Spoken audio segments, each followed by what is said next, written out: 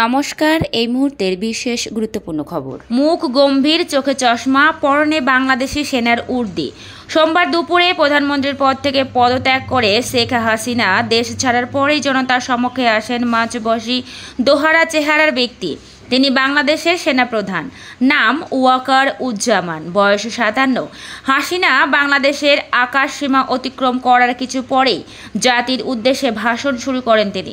অনেকেই আবার মনে করছেন হাসিনার পদত্যাগে অনুঘটক হিসেবে হাত রয়েছে ওয়াকারেরই। বাংলাদেশি সেনার অধীনে অন্তর্বর্তী তদারকি সরকার গঠনের কথা জানিয়েছেন ওয়াকার। বিক্ষোভকারীদের উদ্দেশ্যে তার আবেদন, আন্দোলন বন্ধ করুন, পুলিশ এবং সেনাকে গুলি চালাতে বারণ করেছেন বলেও জানিয়েছেন তিনি।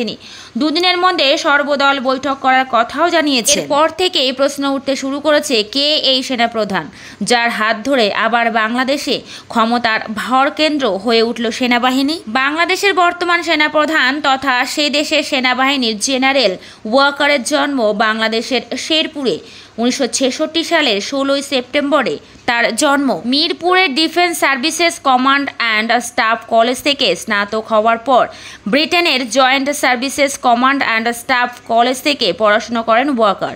প্রতিরক্ষা বিষয়ে স্নাতকোত্তর ডিগ্রি অর্জন করেন লন্ডনের কিংস কলেজ থেকে। বাংলাদেশের সেনাপ্রধান পদে খুব বেশি দিন হলো বসেননি ওয়াকার। 2024 সালের 23 জুন থেকে আগামী 3 বছরের জন্য সেনাপ্রধান হিসাবে নিয়োগ করা হয় তাকে। বাংলাদেশের সেনাপ্রধান হিসাবে নিযুক্ত হওয়ার আগে বাংলাদেশ সেনাবাহিনীর চিফ অফ জেনারেল স্টাফ হিসাবে দায়িত্ব পালন করেন ওয়াকার। 1985 সালের 20 ডিসেম্বর বাংলাদেশ সেনাবাহিনীতে যোগ দেন ওয়াকার। দীর্ঘ 39 বছরের সামরিক জীবনে বিভিন্ন গুরুত্বপূর্ণ পদে বসেছেন ওয়াকার। বাংলাদেশের সেনাপ্রধান এবং সিজিএস পদ ছাড়াও নবম পদাতিক ডিভিশনের জেনারেল অফিসার কমান্ডিং সাভার কাউন্টমেন্টের এরিয়া কমান্ডার এবং সেনা সদরের সামরিক সচিব হিসাবে দায়িত্ব পালন করেছেন তিনি। প্রধানমন্ত্রীর কার্যালয়ে নিরাপত্তা বাহিনীর প্রিন্সিপাল স্টাফ অফিসার হিসাবেও দায়িত্ব পালন করেছেন ওয়াকার। ঢাকার সাভার কাউন্টমেন্টের এরিয়ার কমান্ডার এবং নবম পদাতিক ডিভিশনের জেনারেল অফিসার কমান্ডিং হিসাবে ওয়াকার 2014 থেকে 2016 টানা 3 বছর বিজয় দিবসের প্যারেড কমান্ডারের দায়িত্ব পালন করেন। বিরল এই কৃতিত্বের জন্য সেনা গৌরব পদকও পান তিনি। বাংলাদেশি সেনা সদর দপ্তরের বিভিন্ন গুরুত্বপূর্ণ পদে আসীন ছিলেন ওয়াকার। 17 ইস্ট বেঙ্গল রেজিমেন্টের কমান্ডারও ছিলেন। ঢাকায় 46তম স্বতন্ত্র পদাতিক ব্রিগেডের নেতৃত্ব দেন। 2013 এবং 2017 সালে বাংলাদেশ সেনাবাহিনীর সেনা সদর দপ্তরে সামরিক সচিব নিযুক্ত হন। লেফটেন্যান্ট জেনারেল ওয়াকার রাষ্ট্রপুঞ্জের ব্যানারে সেনা পর্যবেক্ষক হিসাবে অ্যাঙ্গোলা এবং সিনিয়র অপারেশন অফিসার হিসাবে লাইবেরিয়াতে দায়িত্ব পালন করেন।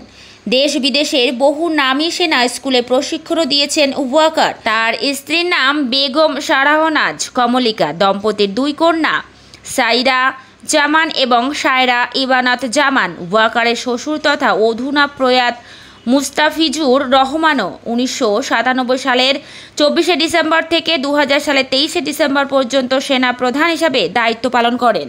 জনরোষের জেরে হাসিনার ইস্তফা এবং দেশত্যাগের পর ওয়াকারের পরবর্তী পদক্ষেপ নিয়ে জল্পনা তৈরি হয়েছে। জেনারেল জামান সোমবার দুপুরে জাতির উদ্দেশ্যে ভাষণে প্রধানমন্ত্রীর পদ থেকে হাসিনার ইস্তফার কথা জানিয়ে বলেছেন, আমরা রাষ্ট্রপতির সঙ্গে দেখা করে আলোচনার মাধ্যমে অন্তর্বর্তী সরকার গঠনের প্রক্রিয়া শুরু করব। জাতির উদ্দেশ্যে ভাষণের আগে তিনি সব দলের প্রতিনিধিদের সঙ্গে বৈঠক করেছেন তা জানিয়ে জেনারেল জামানের দাবি, সুন্দর পরিবেশে আলোচনা হয়েছে, সেই সঙ্গে বাংলাদেশে আন্দোলনকারী পড়ুয়া এবং রাজনৈতিক কর্মীদের বিরত থাকার আবেদন জানিয়েছেন এবং সেনাপ্রধান আশ্বাস দিয়েছেন, আমি কথা দিচ্ছি প্রতিটি হত্যার বিচার হবে। হাসিনার ইস্তফার দাবিতে দেশ জুড়ে বিক্ষোভ এবং হিংসার মধ্যে রবিবার গভীর রাতে জেনারেল জানান সেনাবাহিনীর উচ্চপদস্থ কর্তাদের সঙ্গে ঢাকায় তার বাসভবনে বৈঠক করেছিলেন। তারপরে জল্পনা তৈরি হয় এবার সরাসরি পরিস্থিতির উপর হস্তক্ষেপ করতে চলেছে সেনা। সূত্রের খবর, হাসিনা ইস্তফা দিয়ে তদারকি সরকারের ভার দিয়েছেন জাতীয় সংসদ স্পিকার শিরিন শারমিন চৌধুরীর হাতে।